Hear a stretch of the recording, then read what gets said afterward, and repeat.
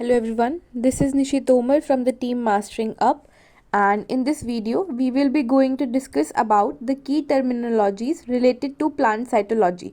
So let's get started. So first of all, coming to the introduction part of it. So plant cytology is the study of plant cells, focusing on their structure, functions and processes. Understanding key terminologies in this field is essential for studying plant growth, genetics, and responses to environmental factors.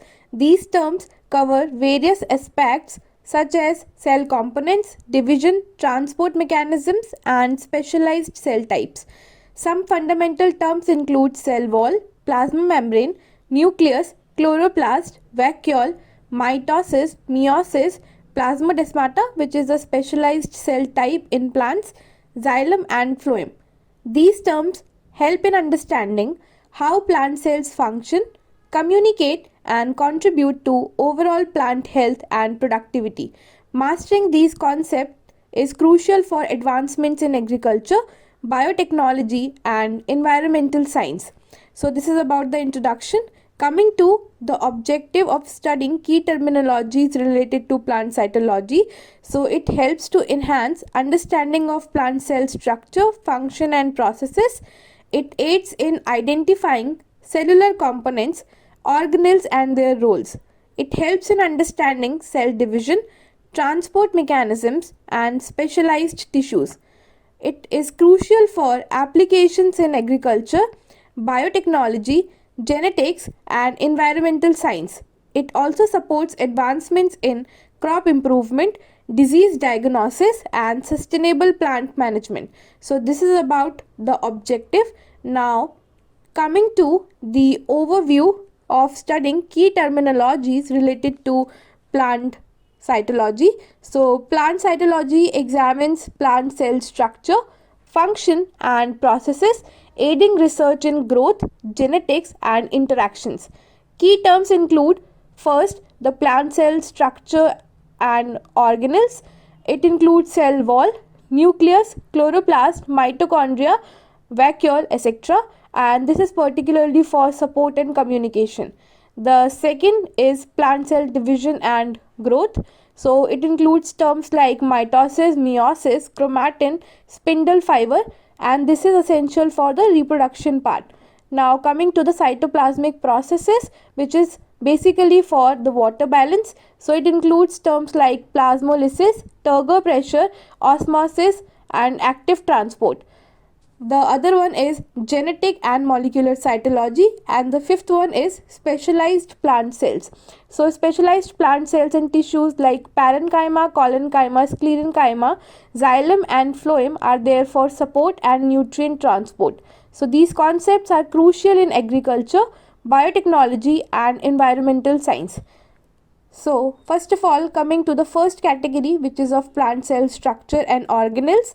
So in this, the first one is cell wall, which is a rigid outer layer made of cellulose, providing support and protection.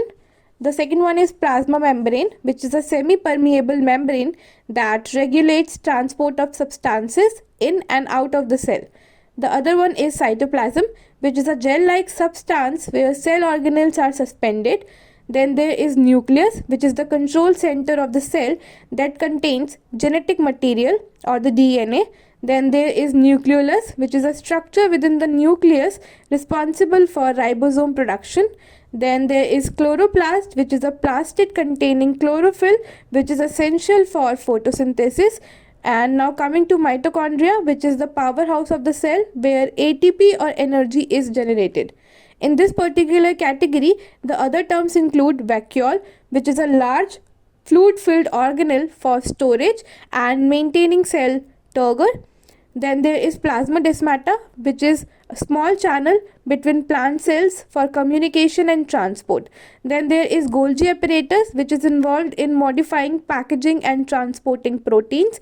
Then comes endoplasmic reticulum, which is a network of membrane, and it is of basically two types. The first one is rough endoplasmic reticulum, which has ribosomes for protein synthesis, and the smooth endoplasmic reticulum, which is particularly involved in lipid synthesis. Then comes ribosome, which is the site of protein synthesis. Then comes peroxisomes, which is the organelle involved in detoxification and metabolism of reactive oxygen species. So this is about the first category, which is of the plant cell structure and organelles. Now coming to the second category, which is of plant cell division and growth. So the terms are many. The first one is cell cycle, which is the sequence of growth and division of a cell. It includes various phases like interphase, mitosis, cytokinesis.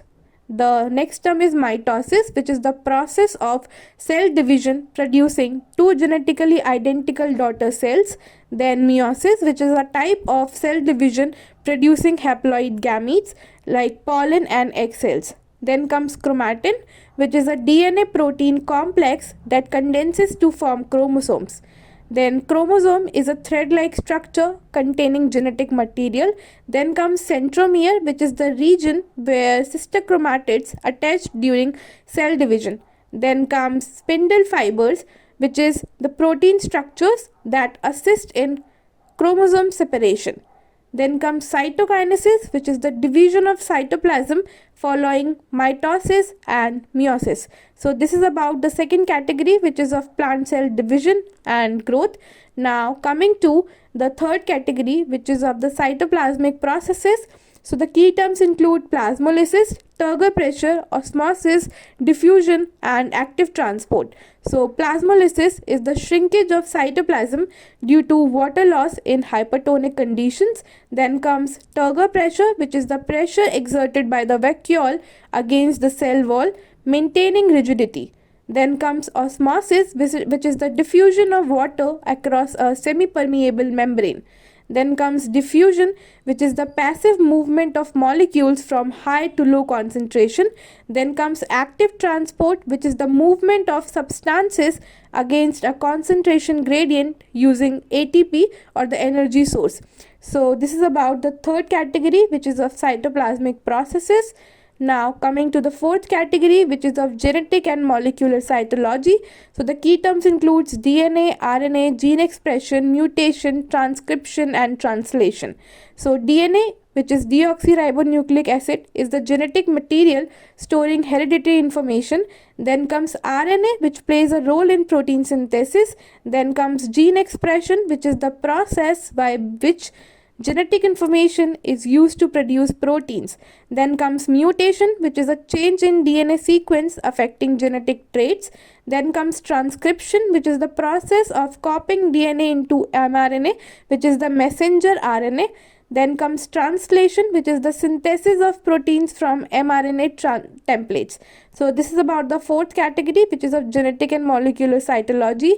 Now coming to the fifth category, which is the specialized plant cells. So the terms includes parenchyma cells, collenchyma cells, sclerenchyma cells, xylem and phloem. So parenchyma cells are the basic plant cells involved in photosynthesis, storage and tissue repair. Then comes collenchyma cells, which are elongated cells that provide flexible support to growing parts of the plant. Then comes sclerenchyma cells, which are thick-walled dead cells that offer structural support. Then comes xylem, which is the vascular tissue responsible for water and mineral transport. Coming to phloem, which is the vascular tissue that transports sugar and nutrients. So this is about specialized plant cells. Now coming to the outcome of studying key terminologies related to plant cytology. So studying key terminologies in plant cytology leads to several important outcomes that enhance scientific knowledge and practical applications in various fields, including agriculture, biotechnology and environmental science. So the first one is comprehensive understanding of plant cells. So it enables a clear understanding of plant cell structure, its function and processes. It helps in identifying different organelles and their roles in plant growth and development. It also helps to enhance research skill.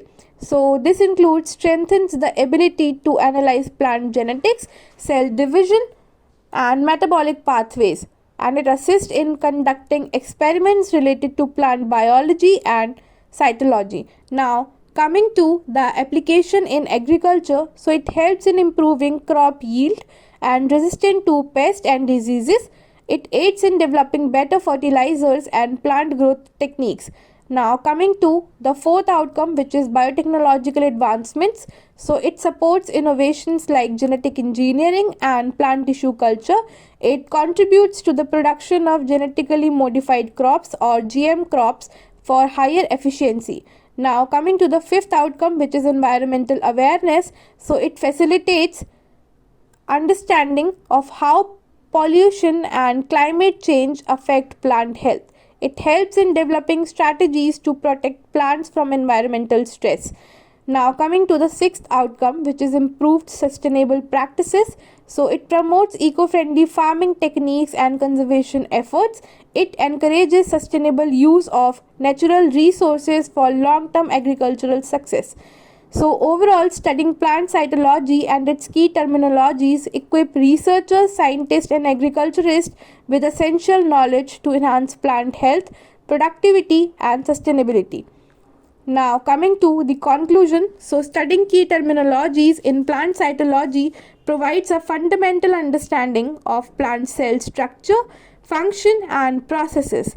This knowledge is essential for advancements in agriculture, biotechnology, genetics and environmental science, contributing to crop improvement, disease resistance and sustainable plant management.